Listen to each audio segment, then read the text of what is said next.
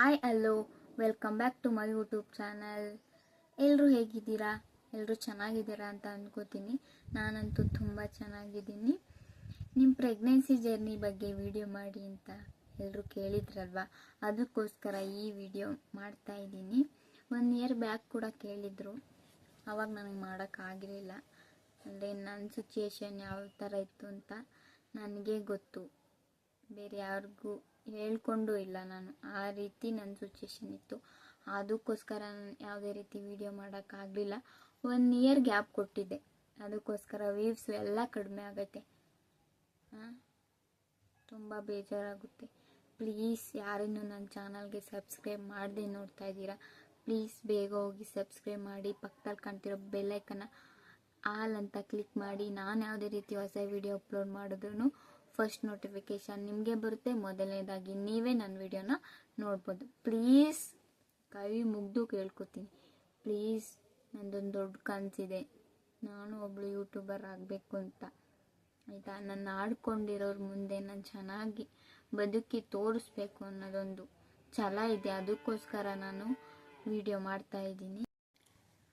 Views ಎಲ್ಲ ತುಂಬ ಕಡಿಮೆ ಆಗೈತೆ 1 ಇಯರ್ ಗ್ಯಾಪ್ ಕೊಟ್ಟಿದ್ದಕ್ಕೆ. ಬೇಕಾದ್ರೆ ಹೋಗಿ ಚೆಕ್ ಮಾಡಿ. ನಾನು 8 ತಿಂಗಳು ಆಗೈತೆ ವಿಡಿಯೋ ಅಪ್ಲೋಡ್ ಮಾಡೋಕ್ಕೆ ಬಿಟ್ಟು. ಅದಕ್ಕೋಸ್ಕರ ವ್ಯೂವ್ಸು ಎಲ್ಲ ಕಡಿಮೆ ಆಯಿತು. ಪರವಾಗಿಲ್ಲ, ಮತ್ತೆ ಕಂಟಿನ್ಯೂ ಮಾಡ್ತೀನಿ. ನಿಮ್ಮೆಲ್ಲರೂ ಸಪೋರ್ಟ್ ನನಗೆ ಹೀಗೆ ಇರಲಿ ಅಂತ ಕೇಳ್ತಾ ಬನ್ನಿ. ಆಗಿದ್ದರೆ ವಿಡಿಯೋ ಸ್ಟಾರ್ಟ್ ಮಾಡೋಣ. ನನ್ನ ಪ್ರೆಗ್ನೆನ್ಸಿ ಜರ್ನಿ ಆಗಿತ್ತು ಅಂದರೆ, ನನಗೆ ಆಗಸ್ಟ್ ತಿಂಗಳಲ್ಲಿ ಆಗಸ್ಟ್ 30ಕ್ಕೆ ನನಗೆ ಡೇಟ್ ಇತ್ತು. ನಾನು ಆಗಬೇಕಿತ್ತು, ಬಟ್ ಆಗಲಿಲ್ಲ. ನನಗೆ ಅವತ್ತೇ ನಾನು ಹೊಂದ್ಕೊಂಡು ಇರಲಿಲ್ಲ ಈ ಥರ ಆಗುತ್ತೆ ನನ್ನ ಪ್ರೆಗ್ನೆನ್ಸಿ, ನಾನು ಕನ್ಸೀವ್ ಆಗ್ತೀನಿ ಅನ್ನೋದು ಗೊತ್ತಿರಲಿಲ್ಲ ನನಗೆ. ಅದೇನು ಅನ್ನಿಸ್ತು, ಆಗಸ್ಟ್ 30 ಇತ್ತಲ್ವ, ಆಗಸ್ಟ್ 30 ನನಗೆ ವಾಮಿಟ್ ಸ್ಟಾರ್ಟ್ ಆಯಿತು. ಅವತ್ತು ಡೇಟ್ ಆಗಬೇಕಿತ್ತು, ಬಟ್ ಆಗಲಿಲ್ಲ. ನನಗೆ ಸಿಕ್ಕಾಪಟ್ಟೆ ವಾಮಿಟ್ ಆಯಿತು. ನಾನಿದ್ದವಳೆ ಏನಂದರೆ, ಏನಕ್ಕೆ ಇಷ್ಟೊಂದು ಆಗ್ತದೆ ನಾನು ಯಾವಾಗಲೇ ಪೀರಿಯಡ್ ಆದ್ರೂ ನನಗೆ ಅಷ್ಟೊಂದು ವಾಮಿಟ್ ಆಗ್ತಾ ಇರಲಿಲ್ಲ. ಬರೀ ಹೊಟ್ಟೆ ನೋವಿರ್ತಿತ್ತು ಅಷ್ಟೇ, ಹೊಟ್ಟೆ ಮಳಿಸ್ತಾ ಇತ್ತು ಅಷ್ಟೇ. ಅವತ್ತಂತೂ ಸಿಕ್ಕಾಪಟ್ಟೆ ವಾಮಿಟ್ ಆಯಿತು. ನನಗೆ ಅನ್ನಿಸ್ತು, ಗೊತ್ತಿಲ್ಲ ಯಾಕೆ ಅಂತ ಗೊತ್ತಿಲ್ಲ, ಆಯಿತಾ? ಮುಂಚೆ ಬೇರೆ 2 ಅಬೋಷನ್ ಆಗಿತ್ತು. ಥೈರಾಯ್ಡ್ ಪ್ರಾಬ್ಲಮ್ ಅದು ವಿಡಿಯೋ ಮಾಡಿದ್ದೀನಿ, ಬೇಕಿದ್ರೆ ಹೋಗಿ ಚೆಕ್ ಮಾಡಿ. ಆ ವಿಡಿಯೋದಲ್ಲಿ ಯಾಕೆ ಹಂಗಾಗಿತ್ತು ಅಂತ ನಾನು ಹೇಳಿದ್ದೀನಿ. ಆಗಿತ್ತು. ಆಮೇಲೆ ನನ್ನ ಹಸ್ಬೆಂಡ್ ಫೋನ್ ಮಾಡಿದೆ, ಬನ್ನಿ ಹಾಸ್ಪಿಟಲ್ಗೆ ಹೋಗಿ ಬರೋಣ, ಸಿಕ್ಕಾಪಟ್ಟೆ ವಾಮಿಟ್ ಆಗ್ತಿದೆ, ನನಗಾಗ್ತಿಲ್ಲ, ಒಂಥರ ಹೊಟ್ಟೆಲ್ಲ ಮಳಿಸ್ತಿದೆ ಅಂತ ಅಂದೆ. ನಮ್ಮ ಹಸ್ಬೆಂಡ್ ಬಂದು ಕರ್ಕೊಂಡು ಹೋದರು. ಅವರಿದ್ದರು, ಏನಾಗಲ್ಲಮ್ಮ, ಇನ್ನೂ ಇವತ್ತಲ್ವ ತಿಂಗಳಿರೋದು, ಆಗ್ತೀಯ, ಡೇಟ್ ಆಗ್ತೀಯ, ಅದಕ್ಕೆಲ್ಲ ಏನಕ್ಕೆ ಇಷ್ಟೊಂದು ಟೆನ್ಷನ್ ತಗೋತೀಯ ಅಂತ ಅವರೇ ಅಂದರು. ಇಲ್ಲ ಮ್ಯಾಮ್, ನನಗೊಂದ್ಸಲ ಪ್ರೆಗ್ನೆನ್ಸಿ ಚೆಕ್ ಮಾಡಿ ಅಂತ ನಾನೇ ಬಾಯಿ ಬಿಟ್ಟು ಕೇಳಿದೆ. ಅದೇನಕ್ಕೆ ಹಂಗೆ ಅನ್ನಿಸ್ತೋ ಗೊತ್ತಿಲ್ಲ. ಅವ್ರೇನೂ ಇಲ್ಲ, ಆಗ್ತಮ್ಮ, ಒಂದು ಸಲ ಲೇಟಾಗಿ ಆಗ್ಬೋದು, ಒಂದು ಸಲ ಬೇಗ ಆಗ್ಬೋದು, ಏನಾಗಲ್ಲ ಹೋಗಂದ್ರು. ನಾನು ಗೌರ್ಮೆಂಟ್ ಹಾಸ್ಪಿಟಲ್ ನಮ್ಮ ಕದ್ಬಳ್ಳಿಗೆ ಹೋದೆ. ಅಲ್ಲಿ ಹೇಳಿದೆ, ಇಲ್ಲ ಅವ್ರು ಹೋಗು ಅಂತ ಟ್ಯಾಬ್ಲೆಟ್ಸ್ ಕೊಟ್ಬಿಟ್ರು. ಹೊಟ್ಟೆ ನೋವು ಬಂದರೆ ಮತ್ತೆ ಬಾ, ಹೊಟ್ಟೆ ಮಾಡಿಸಿರೋ ವಾಮಿಟ್ ಆದರೆ ಅಂತ. ಬಟ್ ನಾನು ನಿಲ್ಲಿಸಲಿಲ್ಲ. ಹೋಗು ಅಂದ್ರೂ ನಾನಿಲ್ಲ ಮ್ಯಾಮ್, ನನಗೆ ಪ್ರೆಗ್ನೆನ್ಸಿ ಚೆಕ್ ಮಾಡಿ ಅಂತ ನಾನೇ ಬಾಯಿ ಬಿಟ್ಟು ಕೇಳಿದೆ. ಸರಿ ಆಯಿತು ಅಂತ ಮಾಡಿದ್ರು. ನನಗೆ ಪ್ರೆಗ್ನೆನ್ಸಿ ಚೆಕ್ ಮಾಡ್ಬೇಕಾರಂತೂ ಸಖತ್ತು ಭಯ. ಎಷ್ಟು ಭಯ ಅಂದರೆ ಅಷ್ಟು ಭಯ ಆಗಿತ್ತು. ಏನಾಗುತ್ತೋ ಏನಪ್ಪ, ಏನು ಅಂತ. ಕನ್ಫರ್ಮ್ ಆಗೇ ಬಿಡ್ತು. ಆಮೇಲೆ ಅಲ್ಲೇ ನಮ್ಮ ಆಟೋ ಓಡಿಸ್ತಾಯಿದ್ರು ನಮ್ಮ ಮಾವ, ಲೈನಿಗೆ ಹಾಕಿದ್ರು. ಗಾಬ್ರಿಗೆ ಅವರು ಬಂದುಬಿಟ್ರು, ಏನು ಅಂತ. ಆಮೇಲೆ ನಮ್ಮ ಹಸ್ಬೆಂಡು ಇದ್ದರು. ನಾನು ಪ್ರೆಗ್ನೆನ್ಸಿ ಚೆಕ್ ಮಾಡಿಸ್ಕೊಂಬರಕ್ಕೆ ಕಳಿಸಿದ್ರು. ನಾನು ಚೆಕ್ ಮಾಡ್ಕೊಂಬಂದೆ. ಕನ್ಫರ್ಮ್ ಆಗೇ ಬಿಡ್ತು. 2 ಲೈನ್ ಬಂದೇ ಬಿಡ್ತು. ನಾವು ಅಂದ್ಕೊಂಡೇ ಇರಲಿಲ್ಲ, ಎಕ್ಸ್ಪೆಕ್ಟ್ ಕೂಡ ಮಾಡಿರಲಿಲ್ಲ ಈ ರೀತಿ ಆಗ್ಬೋದು ಅಂತ. ಆವಾಗಲೇ ಖುಷಿಯಾಗೋಯ್ತು. ಅವರಿದ್ದರು, ಆವಾಗಲೇ ತಾಯಿ ಕಾರ್ಡ್ ಕೊಟ್ಬಿಡಿ ಅಂತ ಕೇಳಿದ್ರು. ನನ್ನ ಹಸ್ಬೆಂಡ್ ಅಂತೂ ತುಂಬ ಖುಷಿಯಾದರು. ನಾವು ಎಕ್ಸ್ಪೆಕ್ಟ್ ಕೂಡ ಮಾಡಿರಲಿಲ್ಲ. ನಾವೇ ಬೇಕು ಅಂದಾಗ ವೆಯ್ಟ್ ಮಾಡಿದಾಗ 2 ಅಬೋಷನ್ ಆಯಿತು. ನನ್ನ ಪ್ರೆಗ್ನೆನ್ಸಿ ಜರ್ನಿ ಕೇಳಿಬಿಟ್ರೆ ಸಾಕಪ್ಪ.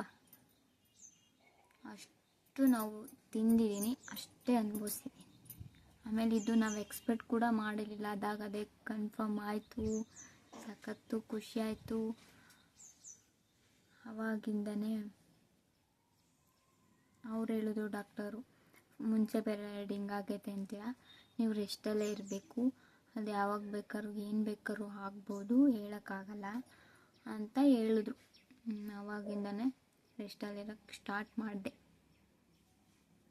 ಆಮೇಲೆ ಮನೆಗೆ ಕಳಿಸಿದ್ರು. ಆವಾಗಲೇ ನಮ್ಮ ಮಾವ ಏನು ಮಾಡಿದ್ರು ಅಂದರೆ, ಅವಾಗಿನ್ನೂ ಊರಲ್ಲಿತ್ತು ಮನೆ ಹತ್ರ ಕಾರು. ಆವಾಗಲೇ ನಮ್ಮ ಮಾವ ಎಷ್ಟು ನಿಧಾನಕ್ಕೆ ಕರ್ಕೊಂಬಂದರು ಮನೆಗೆ ಅಂದರೆ ಆಟೋದಲ್ಲಿ, ಅಷ್ಟು ನಿಧಾನಕ್ಕೆ ಕರ್ಕೊಂಬಂದ್ರು. ಅಂದರೆ ನಮ್ಮದೇ ಆಟೋ ಇತ್ತಲ್ವ, ಲೈನಿಗೆ ಹಾಕಿದ್ದವ್ರು ಬಿಟ್ಟು ಕರ್ಕೊಂಬಂದರು. ಆವಾಗಿಂದಲೇ ತುಂಬ ಚೆನ್ನಾಗಿ ಕೇರ್ ಮಾಡೋಕ್ಕೆ ಸ್ಟಾರ್ಟ್ ಮಾಡಿದ್ರು. ರೆಸ್ಟಲ್ಲಿ ಇರಬೇಕು ಒಂದು 5 ಮಂತ್ಸು, ಎಲ್ಲೂ ಜಾಸ್ತಿ ಓಡಾಡಬಾರ್ದು ಗಾಡೀಲಿ ಎಲ್ಲ ಅಂತ ಹೇಳಿದ್ರು. ಆವಾಗಿಂದ ನನ್ನ ಹಸ್ಬೆಂಡ್ ನನ್ನ ಎಷ್ಟು ಚೆನ್ನಾಗಿ ನೋಡಿಕೊಂಡ್ರು ಅಂದರೆ ಅಷ್ಟು ಚೆನ್ನಾಗಿ ನೋಡಿಕೊಂಡ್ರು. ಅವರಿಗೆ ಎಷ್ಟು ಥ್ಯಾಂಕ್ಸ್ ಹೇಳಿದ್ರು ಸಾಲದು. ಚಿಕ್ಕ ಮಗು ಥರ ನೋಡಿಕೊಂಡ್ರು ನನ್ನ, ಅಷ್ಟು ಚೆನ್ನಾಗಿ ನೋಡಿಕೊಂಡ್ರು. ಮರೆಯೋಕ್ಕಾಗಲ್ಲ ಆ ದಿನಗಳನ್ನ, ಅಷ್ಟು ಚೆನ್ನಾಗಿತ್ತು. ಆಮೇಲೆ ನಾನು ಸ್ವಲ್ಪ ದಿನ ಇದ್ದೆ.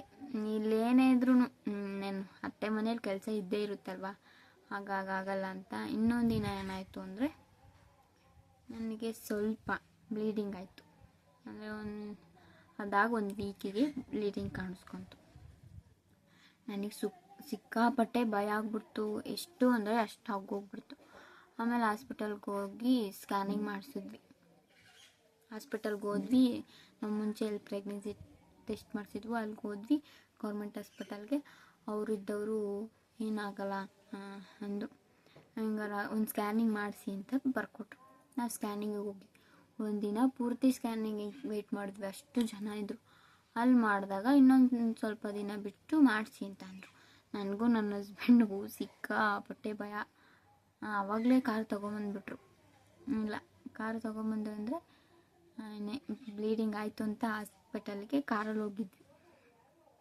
ಆವಾಗ ನಾನು ನಮ್ಮ ಹಸ್ಬೆಂಡು ಜೀವದಲ್ಲಿ ಜೀವ ಹಿಡ್ಕೊಂಡು ಹೋಗಿದ್ವಿ ಹಾಸ್ಪಿಟಲ್ಗೆ ಸ್ಕ್ಯಾನಿಂಗ್. ಏನು ಬರುತ್ತೋ ಏನಾಗುತ್ತೋ ಏನು ಏನು ಏನು ಏನು ಅಂತ. ಆಮೇಲೆ ನಮ್ಮ ಹಸ್ಬೆಂಡ್ ಆವಾಗಲೇ ಅರ್ಥ ಮಾಡ್ಕೊಬಿಟ್ರು, ಕನ್ಫರ್ಮ್ ಆಗಂಗೆ ಮಾಡಲಿ ಅಂತ. ಪಾಪು ಇತ್ತು, ಬಟ್ ಅದಿನ್ನೂ ಇನ್ನೊಂದು 2 ವೀಕ್ಸ್ ಹೋಗಲಿ ಅಂತ ಅಂದರು. ಆಮೇಲೆ ನಾವು ಮನೆಗೆ ಬಂದ್ವಿ ಸ್ಕ್ಯಾನಿಂಗ್ ಮಾಡಿಸ್ಕೊಂಡು. ಇನ್ನೂ 2 ವೀಕ್ಸ್ ಅಂತ ಆದರೆ ರಿಪೋರ್ಟಲ್ಲೇ ಬಂದಿತ್ತು, ಸ್ಕ್ಯಾನಿಂಗ್ ರಿಪೋರ್ಟಲ್ಲಿ. ಮನೆಗೆ ಬಂದ್ವಿ. ಮತ್ತು ನಮ್ಮ ಅಮ್ಮಗೆ ಹೇಳಿದೆ, ನಮ್ಮಮ್ಮ ಬಂದು ಊರಿಗೆ ಕರ್ಕೊಂಡು ಹೋಗ್ಬಿಟ್ರು. ನಮ್ಮ ಹಸ್ಬೆಂಡ್ ಪಾಪ ಅದರಲ್ಲಿ ಇದು ಅಂದರೆ ನನಗೆ ಈ ಥರ ಅಂತ ಅಂದರೆ ಅವರೇ ಕಳಿಸ್ಬಿಟ್ರು ಬೆಂಗಳೂರಿಗೆ ಹೋಗ್ಬಿಟ್ಟು. ನಾನು ಅಲ್ಲಿ ಯಾವ ರೀತಿ ಅಂದರೆ, ಟ್ಯಾಬ್ಲೆಟ್ಸ್ ಎಲ್ಲ ಇದ್ದಾವೆ, ಬೇಕು ಅಂದರೆ ನಿಮಗೆ ಇದಾಗ್ತೀನಿ, ಅಬೋಷನ್ ಆಗದೆ ಇರೋ ರೀತಿ, ಅಂದರೆ ಏನು ಮಿಸ್ಕ್ಯಾರೇಜ್ ಆಗದೆ ಇರೋ ಮುಂಚೆ ಬಿಟ್ಟರೆ ಹಂಗಾಗಿತ್ತಲ್ವ, ಅದಕ್ಕೋಸ್ಕರ ನನಗೆ ಡೈಲಿ ಇಂಜೆಕ್ಷನ್ ಹಾಕೋರು. ಡೈಲಿ ಅಂದರೆ ವಾರಕ್ಕೊಂದು ಇಂಜೆಕ್ಷನ್ ಹಾಕ್ತಾಯಿದ್ರು. 5 ಮಂತ್ಸ್ವರೆಗೂ ನಾನು ತೊಗೊಂಡಿದ್ದೀನಿ. 5 ಮಂತ್ಸ್ವರೆಗೂ ಅಂದರೆ ಏನೂ ಆಗಬಾರ್ದು, ಅದು ಹಂಗೆ ಇರಬೇಕು ಅಂತ. ಆಮೇಲೆ ಟ್ಯಾಬ್ಲೆಟ್ಸ್ ಎಲ್ಲ ತೊಗೊಂಡಿದ್ದೀನಿ. ಅವೆಲ್ಲ ನಿಮಗೆ ಬೇಕು ಅಂದರೆ ಹಾಕ್ತೀನಿ. ಆಮೇಲೆ ನಮ್ಮಮ್ಮ ಚೆನ್ನಾಗಿ ನೋಡಿಕೊಂಡ್ರು. ನನಗೆ ಅವಾಗ ಹೆಂಗೆ ಅಂದರೆ, ಏನು ತಿಂದ್ರೂ ಅಂದರೆ ಒಂದು ಸೌತೆಕಾಯಿ ಸ್ಮೆಲ್ ಆಗ್ತಾ ಇರಲಿಲ್ಲ, ಕಾಫಿ ಸ್ಮೆಲ್ ಆಗ್ತಾ ಇರಲಿಲ್ಲ, ಏನಂದರೆ ಏನೂ ಸೇರ್ತಾ ಇರಲಿಲ್ಲ ಊಟ. ಒಂದು ಜ್ಯೂಸ್ ಕುಡೀಲಿ ವಾಮಿಟ್, ಒಂದು ಎಳ್ನೀರು ಕುಡೀಲಿ ವಾಮಿಟ್, ಸಿಕ್ಕಾಪಟ್ಟೆ ವಾಮಿಟ್. ಅಂದರೆ 3 ತಿಂಗಳಂತೂ ನರ್ಕ ಅನುಭವಿಸ್ಬಿಟ್ಟಿದ್ದೀನಿ. ಆಮೇಲೂ ಆಗ್ತಾಯಿತ್ತು. ಒಂದು ಮುದ್ದೆ ಸ್ಮೆಲ್ ಆಗ್ತಿರಲಿಲ್ಲ, ಅನ್ನ ಅಲ್ಲಿ ಕುಕ್ಕರ್ ವಿಸಲ್ ಹೊಡೆದ್ರೆ ಆ ಸ್ಮೆಲ್ ಆಗ್ತಾ ಇರಲಿಲ್ಲ, ಸಿಕ್ಕಾಪಟ್ಟೆ ಸ್ಮೆಲ್ಲು. ನನಗಂತೂ ಆಗ್ತಾನೇ ಇರಲಿಲ್ಲ, ಅಷ್ಟು ಸ್ಮೆಲ್ ಬರ್ತಾಯಿತ್ತು. ಸ್ಮೆಲ್ಲಿಗೆ ವಾಮಿಟ್ ಅಂದರೆ ವಾಮಿಟು, ಏನು ತಿಂದರೂ ವಾಮಿಟು, ಏನು ಕುಡಿದ್ರೂ ವಾಮಿಟು. 3 ತಿಂಗಳಂತೂ ನರಕ ಅನುಭವಿಸ್ಬಿಟ್ಟಿದ್ದೆ. ಆಮೇಲೆ ನೈಟ್ ಹೊತ್ತು ನಿದ್ದೆನೂ ಬರ್ತಾಯಿರಲಿಲ್ಲ. ನೈಟೆಲ್ಲ ಎದ್ದಿರ್ತಿದ್ದೆ, ಜಾಗರಣೆ ಮಾಡ್ತಾಯಿದ್ದೆ ನಾನಂತೂ. ನಮ್ಮ ಅಣ್ಣ ನಮ್ಮಮ್ಮ ಮಲಗಿರೋರು ಬೆಂಗಳೂರಲ್ಲಿ, ನಾನಂತೂ ಎದ್ದೇ ಕೂತಿರ್ತಿದ್ದೆ. ನಿಜ, ನಿದ್ದೆ ಬರ್ತಾ ಇರಲಿಲ್ಲ. ಏನೋ ಕೆಟ್ಟ ಕೆಟ್ಟ ಕನಸು ಬೀಳ್ತಿತ್ತು. ಆಮೇಲೆ ಹೊಟ್ಟೆ ಬೇರೆ ಊಟ ಏನೂ ಇರ್ತಾ ಇರಲಿಲ್ಲ. ಇದೆಲ್ಲ ಆಯಿತು. ಹಿಂಗೆ ವಾಮಿಟ್ ಆಗ್ತಾಯಿತ್ತು. ವಾರ ವಾರ ಇಂಜೆಕ್ಷನ್ ಹಾಕ್ತಾಯಿದ್ರು. ಮತ್ತು ವಾರ ವಾರ ಇಂಜೆಕ್ಷನ್ ಹಾಕ್ತಾಯಿದ್ರು. ಇದು ಮತ್ತು 1.5 ತಿಂಗಳು 2 ತಿಂಗಳಿಗೆ ಏನು ಸ್ಕ್ಯಾನಿಂಗಿಗೆ ಬರ್ಕೊಟ್ರು. ಅದೇ ಡಾಕ್ಟರ್, ಅವ್ರು ಭಾಗ್ಯ ಡಾಕ್ಟರ್ ಅಂತ ಬೆಂಗಳೂರಲ್ಲಿದ್ದಾರೆ. ಕ್ಲಿನಿಕ್ ಚೆನ್ನಾಗಿ ಟ್ರೀಟ್ ಮಾಡಿದ್ರು, ಚೆನ್ನಾಗಿ ನನ್ನ ನೋಡಿದ್ರು. ಅವ್ರನ್ನ ಮರಿಬಾರ್ದು, ಮರೆಯಲ್ಲ. ನನ್ನ ಪಾಪು ಆದ ತಕ್ಷಣ ಅವರಿಗೆ ಫೋಟೋ ಕಳಿಸಿ ಪಾಪು ಆಯಿತು ಮ್ಯಾಮ್ ಅಂದೆ.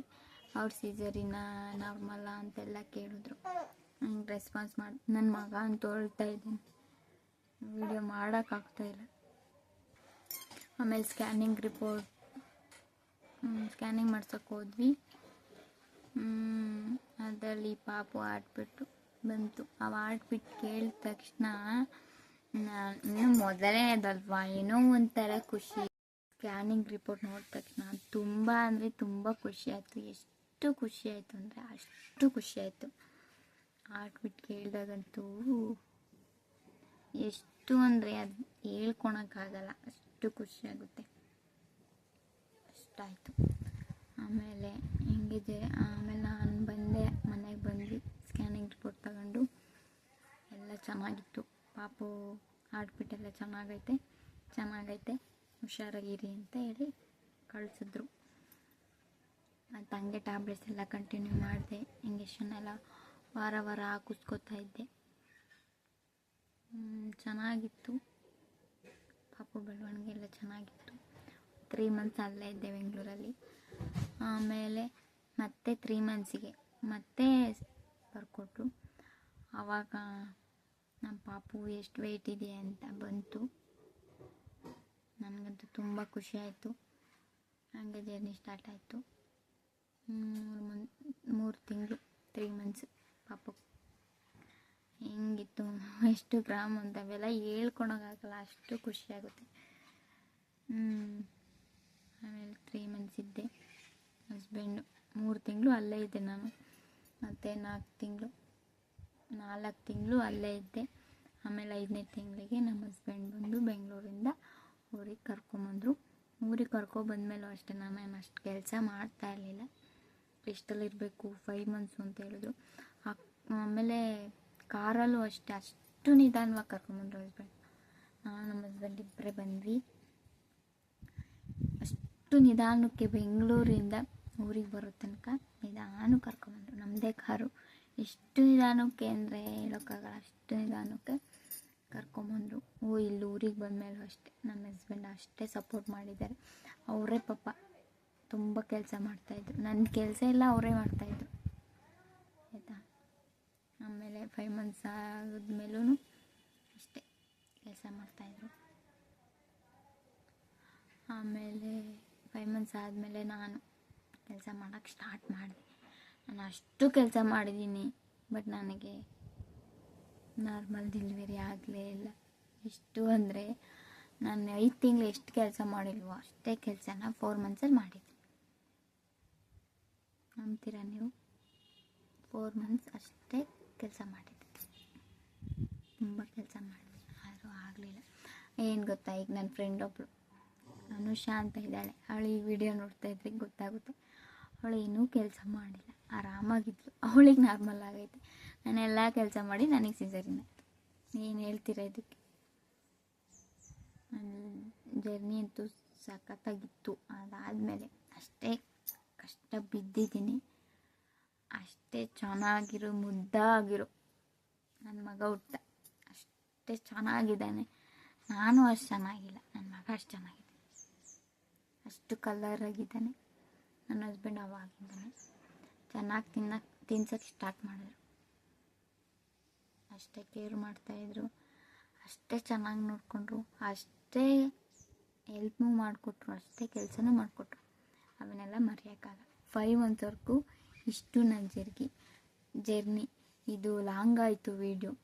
ಇಷ್ಟು ಪಾರ್ಟ್ 2ಗೆ ಆ ವಿಡಿಯೋ ಬಿಡ್ತೀನಿ, ಓಕೆನಾ? ಕಂಟಿನ್ಯೂ ಆಗುತ್ತೆ. ಪ್ಲೀಸ್ ದಯವಿಟ್ಟು ನೋಡಿ ಸಬ್ಸ್ಕ್ರೈಬ್ ಮಾಡಿ. ಇಲ್ಲಾಂದರೆ ಇದು ನಿಲ್ಗೆ ಬೇಡ ಬಿಡಿ. ಪಾರ್ಟ್ 2ಗೆ ಇನ್ನೊಂದು ಸಲ ಮಾಡಿದ್ರಾಯ್ತು. 5 ಮಂತ್ಸ್ವರೆಗೂ ಮಾಡಿದ್ದೀನಿ. ಜರ್ನಿ ಸ್ಟಾರ್ಟ್ ಆಯಿತು. ಕಂಟಿನ್ಯೂ ಮಾಡೋಕ್ಕಾಗಲ್ಲ, ಸರಿ ಹೋಗಲ್ಲ ಅದು.